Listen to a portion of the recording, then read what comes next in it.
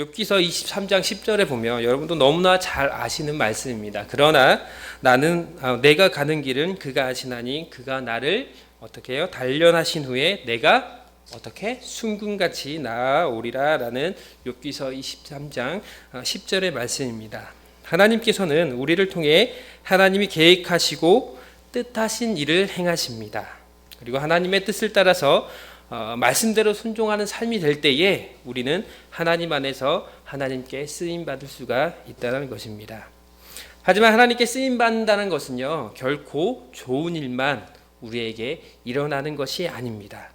우리가 하나님께 쓰임받으려 할 때에 그 쓰임받을 수 있을 만큼 하나님께서는 우리를 어떻게 해요? 단련하시기 때문입니다.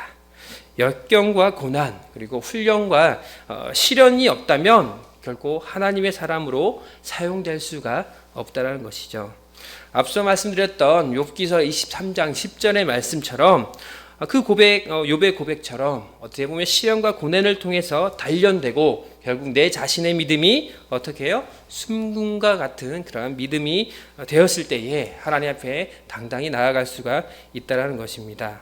저와 여러분의 가는 길 누가 아십니까? 하나님이 하신다는 거예요. 바로 우리 하나님이 저와 여러분의 앞길을 인도해 주신다는 것을 믿고 나아가는 저와 여러분들이 되었으면 좋겠습니다. 여러분, 익숙하다라는 게 뭡니까? 익숙하다라는 것을 다시 말하면 편안하다는 거예요. 익숙할 때에 사람과의 어떤 관계 가운데서도 자꾸 만나고 친해지고 익숙했을 때에 어떻게 해요? 편해진다는 거예요. 그런데 처음 만나는 거, 뭐든지 처음이라는 시작은 어떻게 보면 불편하고 또 어떻게 보면 어떻게 해야지 하는 긴장이 연속되는 것이기 때문입니다. 여러분, 그래서 익숙한 것에 있어서 새로운 것을 만났을 때는요, 어떻게 보면 조금은 불편할 수가 있어요. 예를 들어서 뭐 젊은 사람들은 그렇지 않겠지만 나이 드신 분들, 어르신들 중에 전기밥솥이 고장이 나요. 단순하게 버튼 하나 눌러서 밥을 하는 그 전기밥솥이지만 기존에 사용했던 전기밥솥이 고장이 나요. 그래서 새로운 자녀가 새로운 전기밥솥을 딱 사다 주면 불편할까요? 안 불편할까요? 불편해요. 기존에 사용했던 거랑 똑같은 건 상관이 없겠지만 새로운 것, 다른 것을 갖다 줬을 때에 처음에 그걸 사용할 때에 많은 불편함이 있다는 거. 왜? 익숙하지가 않기 때문이에요. 그래서 그 익숙해진 것에서 새로운 것을 접할 때에는 금방 이렇게 익숙해지지 않고 불편을 겪을 수가 있다는 것입니다. 여러분, 교회도 그렇다는 거예요. 여러분들이 새롭게 신앙생활을 할 때에 어떻게 보면 믿지 않는 사람이 내가 교회를 한번 나가봐야겠다라고 해서 교회에 나왔을 때에 익숙하지 않은 그 분위기, 예배, 그리고 사람들, 그걸로 인해서 얼마나 어색할까요, 여러분? 사람들과의 어떻게 인사를 할까? 설교 드릴 때 그냥 앉아서 듣기는 하는데 되게 내용도 생소하고 하나님 말씀이라고 하는데 세상에서 들어보지는 못하는 그런 단어들이 나오고 또 찬양 가운데에 어떤 사람은 옆에서 울기도 하고 기도할 때 소리 지르면서 기도하고 새신자가 봤을 때에 어색해요? 어색하지 않아요? 어색하는 거죠. 과연 내가 여기 왔을 때에 제대로 교회 온 거 맞을까? 저도 어렸을 때 생각해 보면 초등학교 때 친구 어머니가 이제 이렇게 부흥회를 데리고 다녔었는데 부흥회 처음 간 날 사람들이 소리 지르고 막 방언하고 기도하는 모습을 봤을 때에 고개를 푹 숙이고 책상 의자에 푹 숙이면서 그런 생각이 내가 어디에 왔지? 이상한데 사이비 같은데 뭐 이런 마음 있다라는 것이죠. 왜요? 익숙해지지 않아서 편하지 않는 그런 마음이 있다라는 것입니다. 그런데 만약에 여러분 오늘 성경 말씀에 보면 아브라함에 대해서 나오지 않습니까? 여러분 아브라함이 오늘 12장 1절에 보니까 하나님께서 자기가 살고 있는 본토 친척 아비집을 떠나라고 말을 합니다.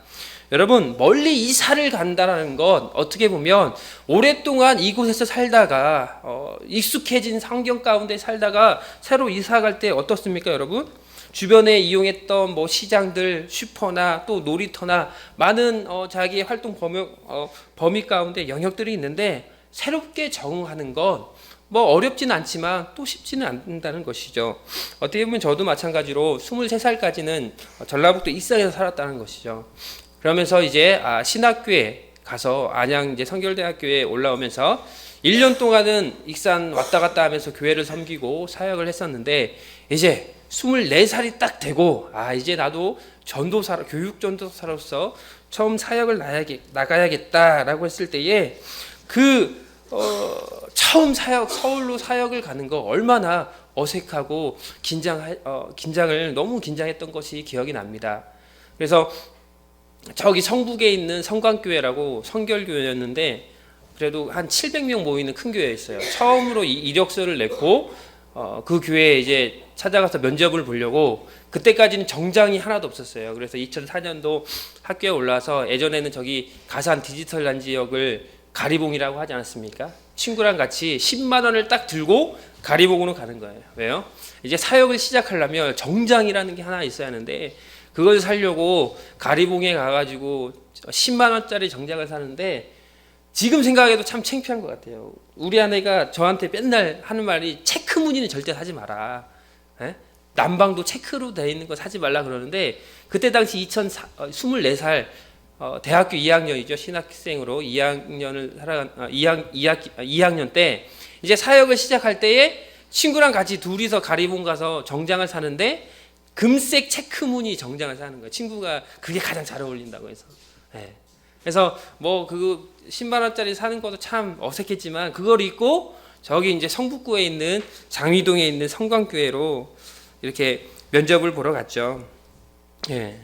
그때 면접 보는 것도 어색하고 정장 입은 것도 어색하고, 이제 그곳에서 면접을 보고 그 다음 주부터 사역을 시작하는데, 전도사님이라는 말도 엄청 어색했습니다. 그런 어색함, 새로운 환경 가운데 살아간다는 것, 참 어색함에 익숙하지 않는 곳에 살아간다는 것 어색하죠. 그런 것처럼 오늘 12장 1절에 보면 하나님께서는 아브라함에게 말씀하죠. 지금까지 내가 익숙하게 살아왔던 어떤 고향, 그리고 친척들, 관계된 모든 것들을 뒤로 하고 어떻게 해요? 12장 1절을 한번 읽을까요? 어떻게 가라고 하는지 한번 12장 1절을 한번 읽어볼게요. 시작.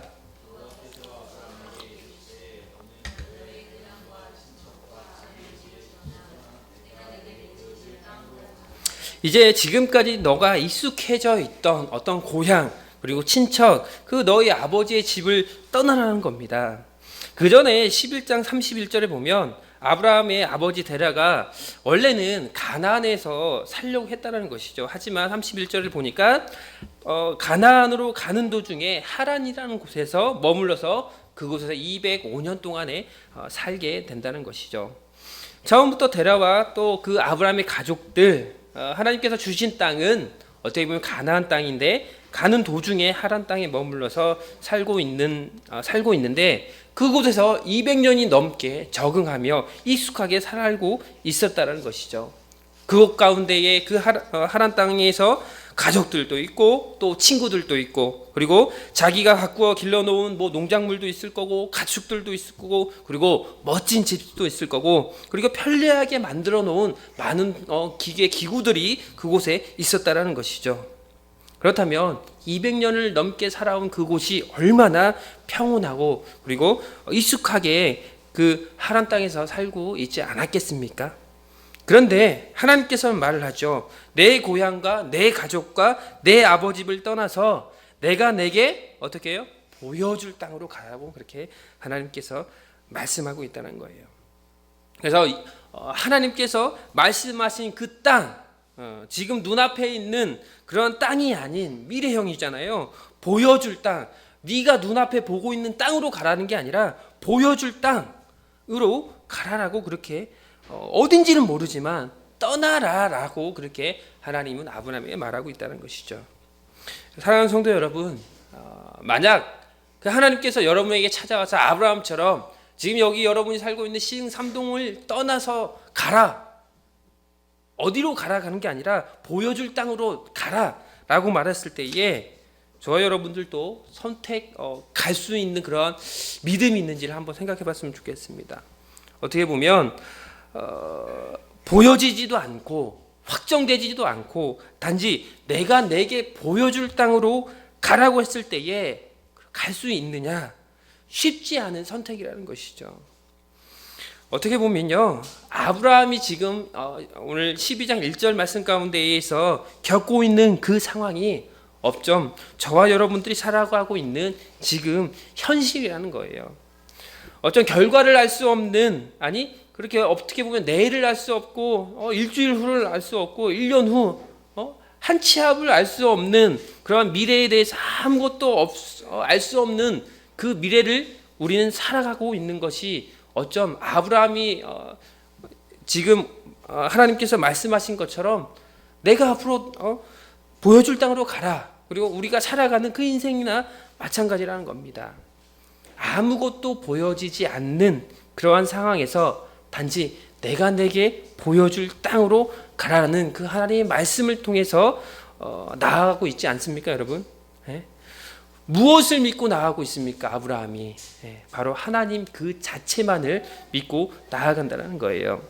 아브라함은 자신의 생존의 문제, 알 수 없는 미래에 대해서 모든 부분을 누구한테 맡기고 나가는 거예요? 하나님한테 맡기고 나간다는 거예요. 어떻게 보면 모든 자기의 삶의 문제들을 내려놓고 하나님의 명령에, 그 12장 1절의 명령에만 순종하게 된다는 겁니다. 그런데 오늘 그 아브라함을 통해서 우리가 기억해야 할 것은 뭐냐면 하나님의 복음, 그리고 어떻게 보면 그 복음이 아니라 복, 하나님의 복은 너 그쪽으로 가면, 내가 내게 보여줄 땅으로 가면 복을 주겠다라는 것이 아니라는 거예요. 12장 1절에 보여줄 땅으로 가라라고 했을 때에 그 땅으로 가면 복을 준다라는 것이 아니라, 그리스도의 복은요, 하나님께서 이끄시는 삶 그 자체가 복이라는 거예요. 어떻게 보면 하나님만 믿으면 복 받는다는 게 아니라 하나님께서 이끄시는 삶 그 자체가 바로 복이라는 거예요. 그래서 하나님을 믿는 우리에게 가장 큰 복은 하나님께서 저 여러분들의 삶을 이끌어 주신다는 것, 그것이 가장 큰 복이라는 것을 기억하시기를 바랍니다.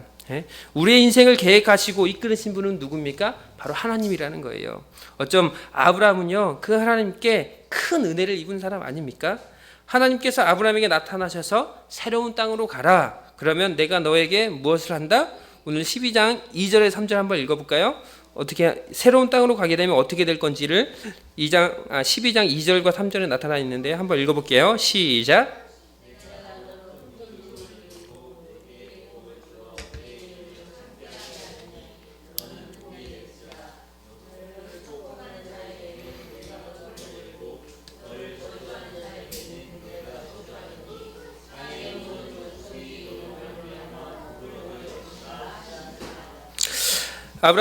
하나님은요, 아브라함에게 내 말에 순종한다면 내가 앞으로 내게 무엇을 줄 것인데 이것을 믿고 나간다면 너에게 무엇을 준다라고 합니까? 바로 복을 준다라는 거예요.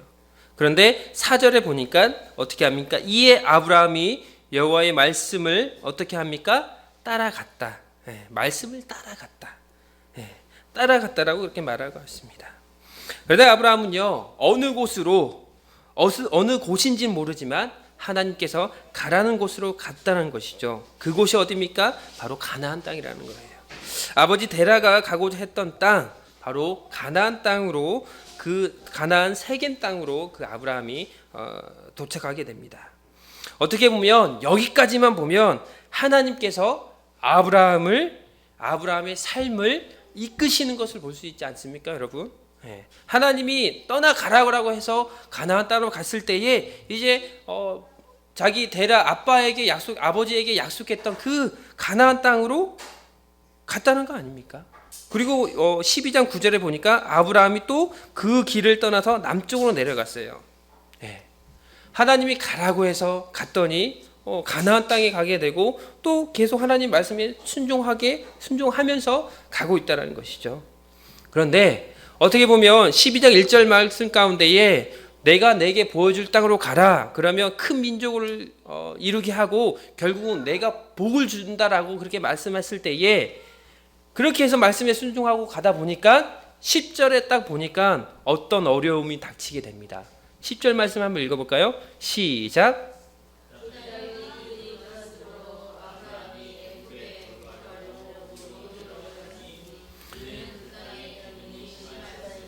생각해 보세요. 하나님이 가라고 해서 갔어요.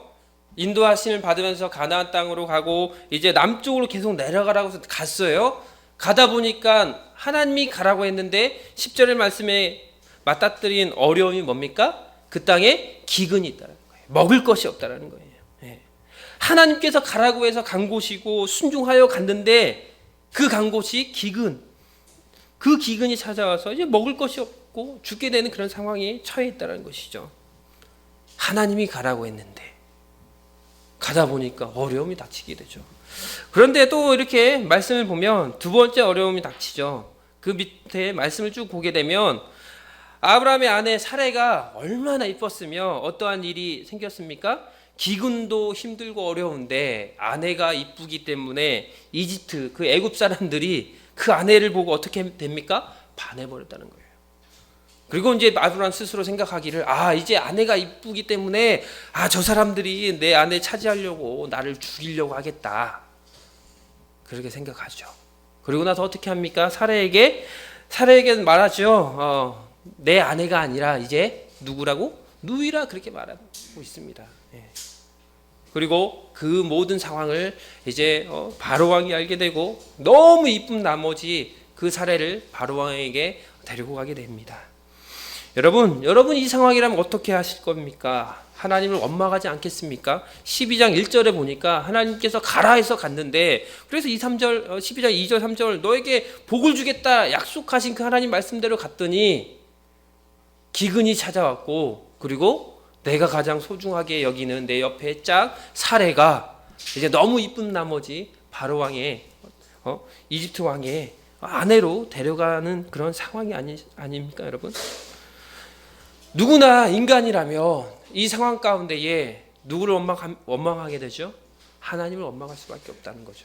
하나님이 가라고 했는데 왜 하나님이 가라고 해서 하나님이 시키는 대로 했는데 나에게 기근이 찾아오고 내 아내를 뺏어가는 그러한 일들이 일어나게 됩니까? 하나님을 원망할 수밖에 없다는 것이죠. 어쩜 우리의 신앙생활도 이렇다는 것이죠. 하나님만 믿으면 교회에 나오면 신앙생활만 잘하면 예수님만 믿으면 복 받는다라고 하지 않았습니까? 사업이 잘 되고 가정이 잘 되고 자녀가 잘 되고 내 직장이 잘 되고 내가 하고 있는 일들이 모든 게 다 잘 되는 거 아닙니까? 이렇게 생각하고 신앙생활 하지 않습니까 여러분? 왜 좋지? 그 하나님을 내가 잘 믿고 예배하고 신앙생활하고 헌금도 많이 하는데 왜 내게 좋지 않은 그러한 일들이 내게 일어납니까? 어떻게 보면 아브라함이 먹을 것이 없는 그 기근이 닥치고 자기 아내를 빼앗겨 버리는 그러한 상황, 하나님께 항변할 수 있고 불평할 수 있고 그러한 상황이라는 것입니다. 그런데 여러분 제가 서두에 말씀하신 것처럼 하나님을 믿는 우리에게 가장 큰 복은 뭐냐면 하나님께서 이끄시는 삶, 뭐라고요? 하나님께서 어떻게 하는 삶? 이끄시는 삶 그 자체가 우리에게 복이라는 거예요. 하나님을 믿는 우리에게 큰 복이 어떻게 보면 내 자녀가 잘 되고 내 사업이 잘 되고 돈을 많이 벌고 성공하고 그러한 것이 복이 아닌 하나님께서 나의 삶을 이끌어 주시는 그 삶 자체가 복이라는 거예요. 우리의 삶에 평안함으로 가득한 그것도 복이고 하나님께서 어떻게 보면 시련을 주시고 고통을 주시는 것도 그 안에서 일어날 수 있는 고난과 역경을 주실 때에서도 그것도 바로 하나님께서 주시는 하나님이 이끄시는 그 삶 가운데 있기 때문에 그것이 모든 게 복이 될 수가 있다는 것입니다. 오늘 말씀에 그 나타난 그 아브람 기근의 어려운 상황에서 그리고 자신의 아내를 누이라고 말하는 그러한 상황, 거짓말할 수밖에 없는 상황, 그리고 그 아내가 바로왕에게 빼앗겨져 버리는 그런 상황 가운데 얼마나 마음이 괴로웠을까요? 자기가 데리고 있는 자녀들 그리고 그 종들도 있겠고 많은 가족들 롯도 다 많이 조카들도 있고 많은 식솔들이 있지 않겠습니까, 여러분? 먹을 것도 없고 거기에다가 아내까지 빼앗겨 버린 그 상황. 그런데 이 일로 통해서 전화위복되는 일들이 일어납니다. 자, 보세요. 오늘 16절 말씀 한번 볼까요? 16절 말씀 시작.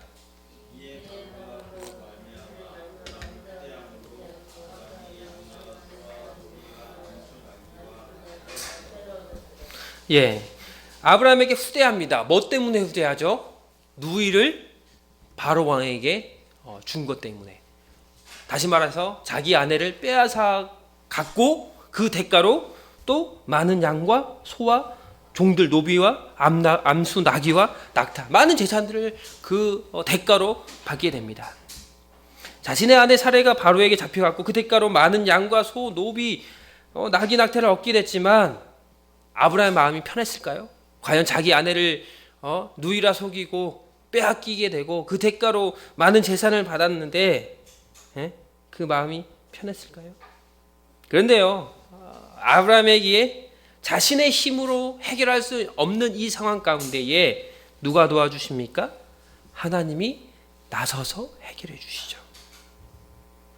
하나님께서 어떻게 보면 하나님이 이끄시는 삶은 하나님이 끝까지 책임져 주신다는 거예요.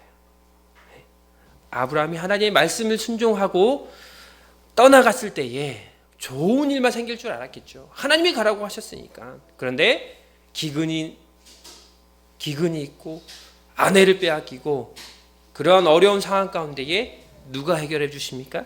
하나님께서 도와주신다는 거예요.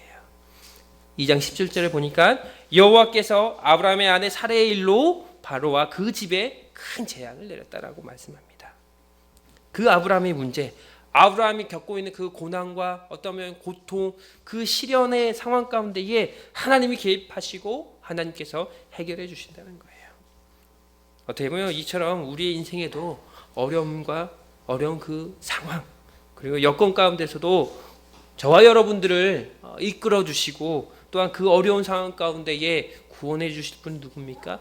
바로 하나님이라는 거예요. 하나님이 원하시는 때로 살아가고 있지만 그 상황 가운데도 고난을 주시는 분도 하나님이시고 그 역경과 시련과 고난 가운데 도움을 주시는 분도 누구십니까? 바로 하나님이라는 거예요.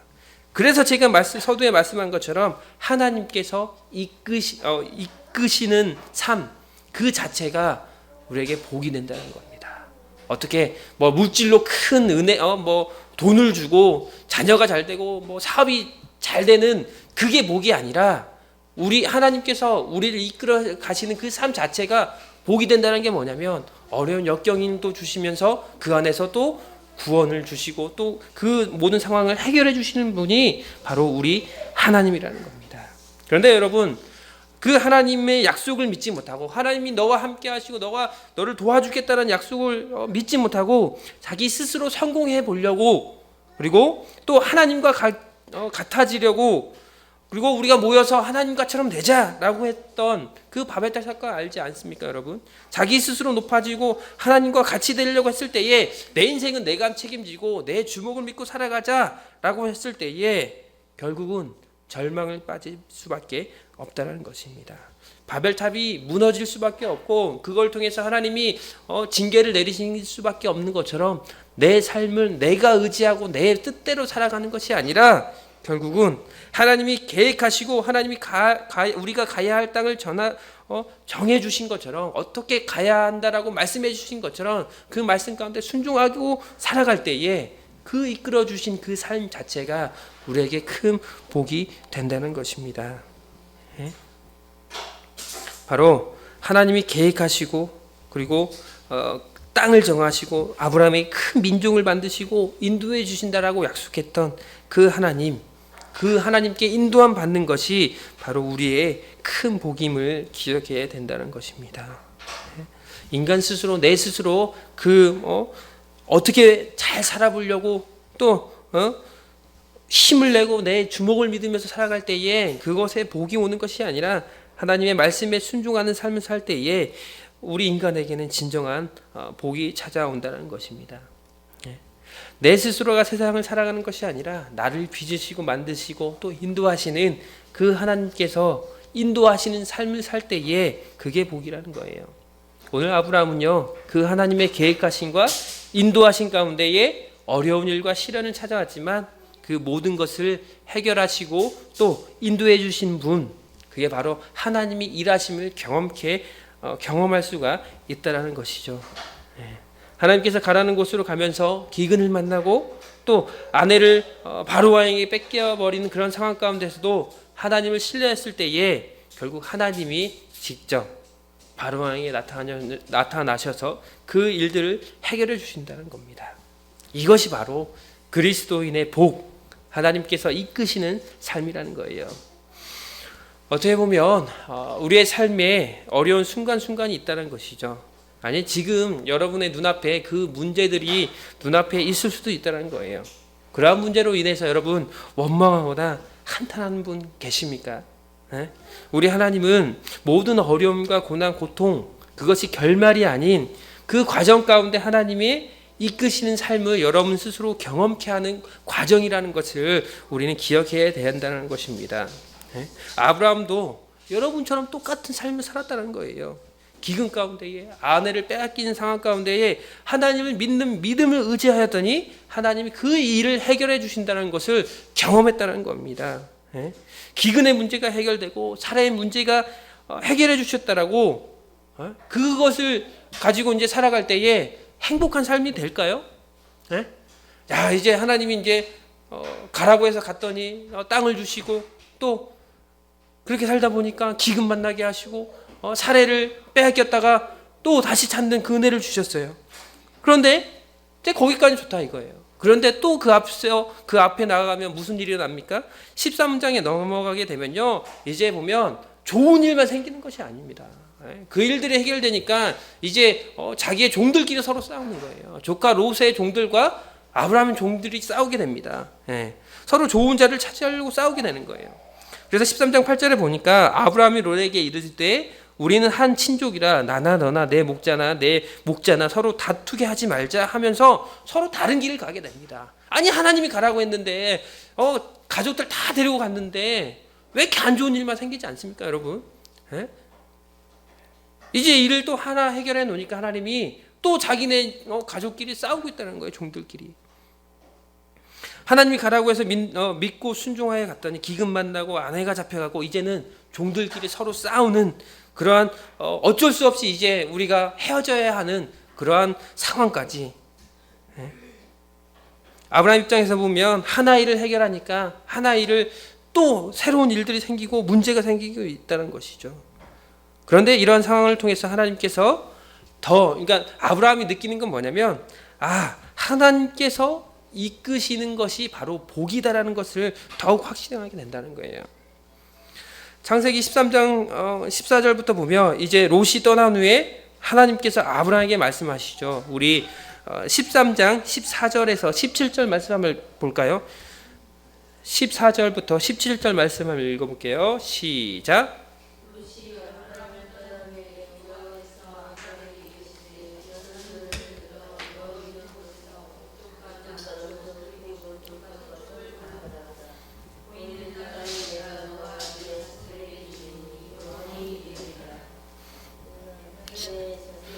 땅에 티끌같이 내리게 하리니 사람이 땅에 티끌을 능히 셀 수 있을진데 내 자손도 세리라. 17절 너는 일어나 그 땅을 종과 횡으로 두루 다녀보라. 내가 그것을 내게 주리라.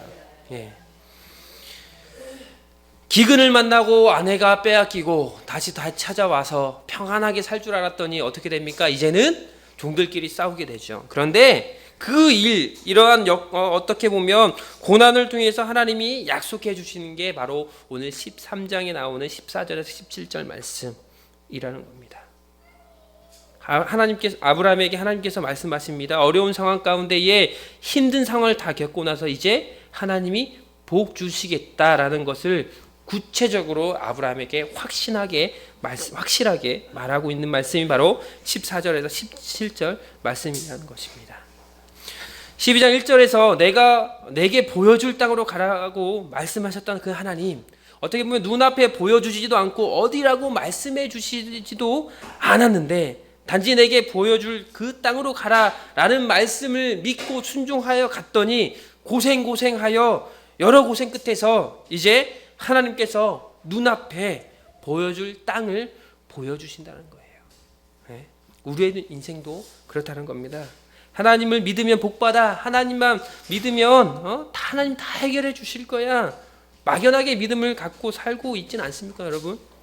그런데 지금 눈앞에 보이진 않지만 언젠가 주실 복을 기대하면서 우리가 신앙생활 하지 않습니까? 아브라함에게 내게 보여줄 땅으로 가라고 하셨던 것처럼 내 앞에 아무것도 보여지는 게 없지만 그저 하나님이 복 주실 거야 라는 믿음을 가지고 여러분 신앙생활 하고 있지 않습니까?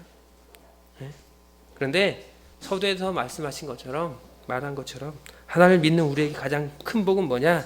하나님께서 이끄시는 그 삶 자체라는 거예요. 하나님이 이끄시는 그 삶 자체가 우리에게 큰 복이라는 겁니다.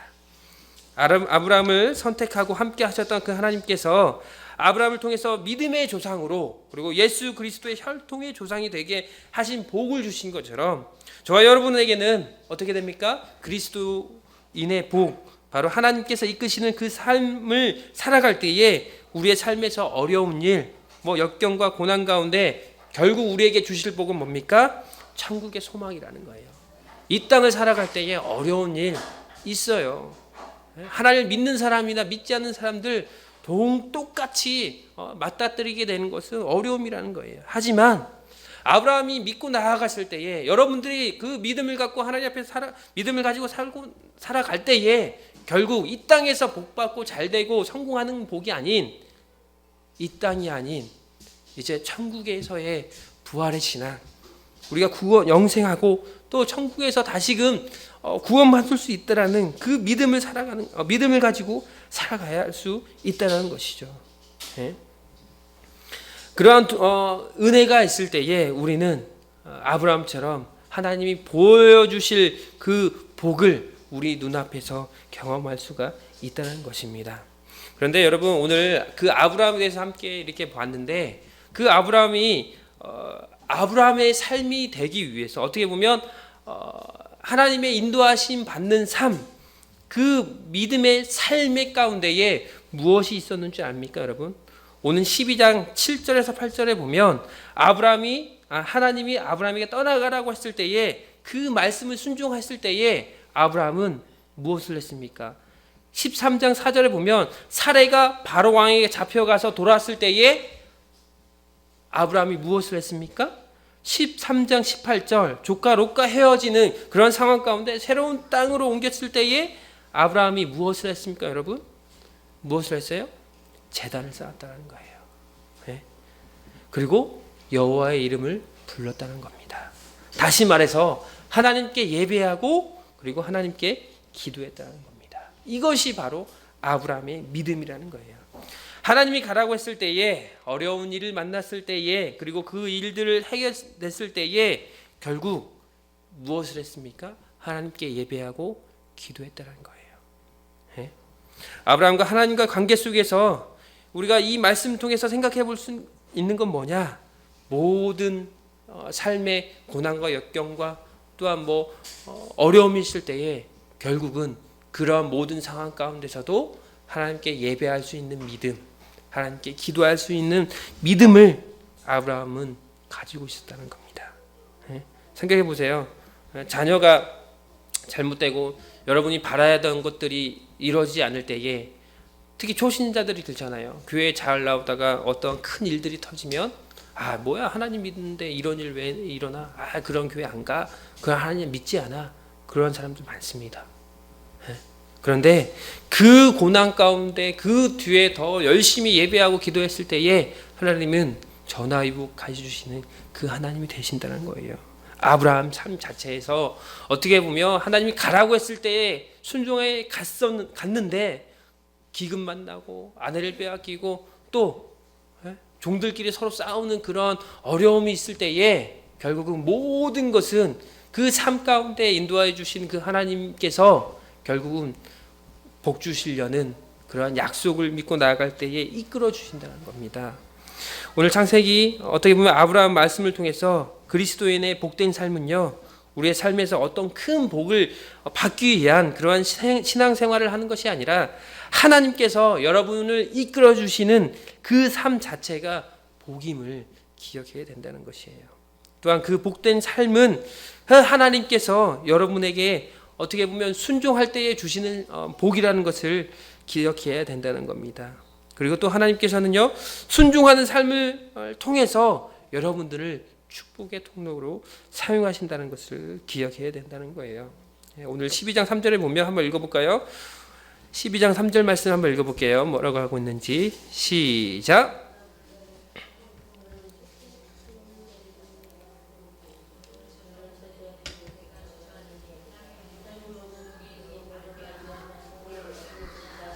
아멘. 여러분 생각해 보세요. 너를 축복하는 자에게 내가 복을 내리고 너를 저주하는 자에게는 내가 저주하리니 땅의 모든 족속이 너로 말미암아 어떻게 해요? 복을 얻는다라고 말을 합니다. 예. 하나님께 순종하는 삶을 살 때에 결국은 그 사람이 축복의 통로가 될 수밖에 없다는 거예요. 예. 아브라함이 믿음의 조상이라고 불릴 수 있었던 것, 그 이유는 바로 축복의 통로가 바로 아브라함이었기 때문입니다. 그 축복의 통로가 될 수 있었던 건 뭡니까? 그 삶 자체를 누가 인도해 주셨기 때문에 하나님께서. 그리고 그 삶을 살아갈 때에 결국 하나님을 원망하고 하나님 낙심한 그런 삶을 사는 것이 아니라 모든 어려움 가운데서도 그럼에도 불구하고 하나님께 예배하고 기도하는 삶을 살았기 때문에 그 아브라함이 바로 믿음의 조상이 될 수 있고 또 혈통으로 예수 그리스도의 혈통이 될 수 있는 그런 축복의 통로가 될 수가 있었다는 겁니다. 이 시대를 살아가는 저와 여러분들도 여러분의 삶에 어떻게 보면 하나님께서 가라고 했을 때에 내가 믿음 생활, 신앙 생활 하면 모든 것이 다 잘 되겠지라는 그런 막연한 믿음을 갖고 살고 있습니까? 어떤 사업이 잘 되고 복을 받고 자녀들이 잘 되는 집을 좋은 거 사서 집이 많이 올라가는 그런 돈을 많이 버는 그런 것이 우리에게 복이 아닌 오직 하나님께서 여러분의 삶을 이끄시는 삶 자체가 복이라는 것을 기억하는 저와 여러분 되어야 할 것입니다. 그것을 믿고 살아갈 때에 어려운 상황 가운데서도 예배할 수 있는 것이고 어려운 상황 가운데 하나님 앞에 기도할 수 있는 것입니다. 그럴 때에 아브라함처럼 모든 삶을 통해서 하나님께서 전적으로 책임져 주신 것처럼 여러분의 삶이 그리스도께서 이끌어 주시는 그런 삶이 될 줄 믿습니다. 저와 여러분의 삶이 그 오늘 창세기에 나타난 그 아브라함을 보면서 정말 하나님께서 보여주신 땅도 아니고 앞으로 보여줄 땅을 믿고 나아갔을 때에 정말 예배하고 기도한 삶을 살 때에 어려움이 있을지라도 그 모든 것을 하나님께서 책임져 주셨던 것처럼 저와 여러분의 모든 삶의 형편을 아신 그 하나님이 여러분이 하나님 믿는 자체 그것이 바로 그리스도인의 어떤 보면 하나님께서 인도함 받는 그 삶이라는 것을 믿고 나아가는 저와 여러분들이 되어야 할 것입니다. 그래서 다른 거 없습니다. 이 땅에서 잘 되고 하는 건 길어봤자 100년 아닙니까? 우리가 하나님 믿는 이유가 뭐예요? 100년 동안에 잘 살려고 복 받으려고 내 자녀들 내 자손들 잘 되게 하려고 예수님 믿습니까? 아니라는 거예요. 그것은 부수적인 것이고 결국 우리 스스로가 어떻게 보면 구원받기 위한 그거 아닙니까? 그러기 위해서는 모든 삶 가운데 앞으로 눈앞에 하나님께서 아브라함에게 눈앞에 이 땅으로 가라 보여주신 것이 아니라 어떻게 보면 여러분에게 저 천국이 눈앞에 있다라고 보여주신 건 아니지만 그 천국을 향해 가나안 땅을 향해 아브라함이 나아갔던 것처럼 저와 여러분도 그리스도인으로 하나님께서 여러분의 삶을 인도하시는 그 삶 자체가 복이라는 것을 깨닫고 우리가 천국 가는 그날까지 그 하나님을 잘 예배하고 또 그 하나님께 기도하며 나아가는 저와 여러분들이 되기를 소망합니다.